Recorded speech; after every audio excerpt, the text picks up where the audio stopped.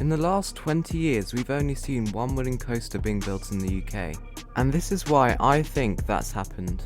Mullen Entertainments own many parks in the UK such as Legoland, Chessington, Thorpe Park, Alton Towers and lots of other smaller attractions, and they really like their world records or world's first. And this leads me on to my first point, which is wooden coasters probably used to be much harder to market when steel had all of these new things that hadn't been seen before. It seems a bit like since steel coasters started to really take off, lots of places didn't want wooden ones anymore.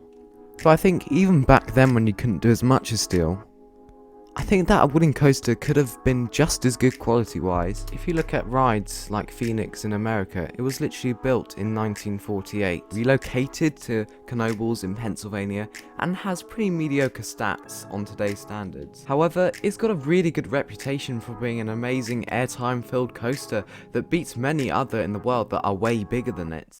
So I just wish the UK got more wooden coasters because we don't have that many out of Blackpool.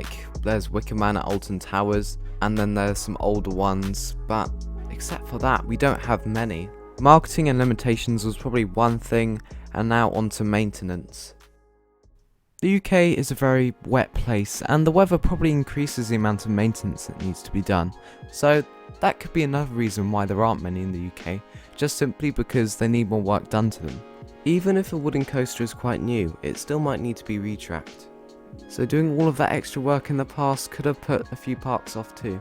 And the final reason is noise. Now this is quite a big one because it affects lots of parks around the UK, as so many are really close to houses. And whether it's steel or wood, lots of projects can be scrapped because of this. However, steel tends to be a bit quieter than wood. So overall, all of these reasons might have stopped parks in the past from getting wooden coasters, though I think this could all change.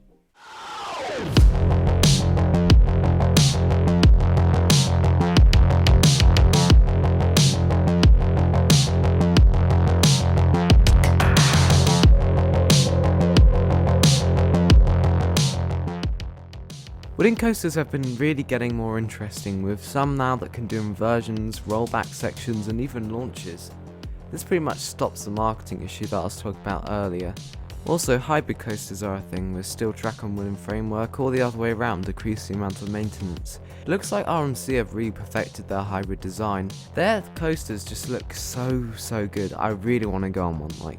The amount of airtime that you can get from those things just looks amazing.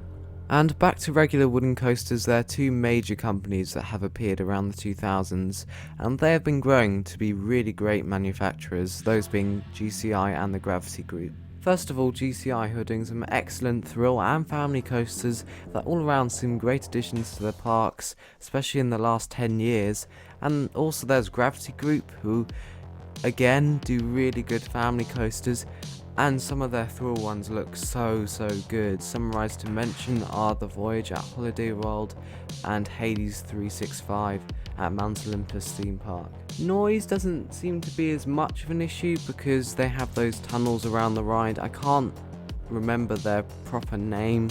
Anyway, there's so many more options out there now. The UK already got one in 2018, being Wicker Man at Alton Towers, a really good looking GCI family coaster that has incredible theming and seems to pack quite a lot into it too. The last time I went to Alton Towers it was being constructed, so I just hope the UK gets another. Flamingo Land Thorpe Park could be a good place for one. I guess we'll just have to see. Let me know what your thoughts are.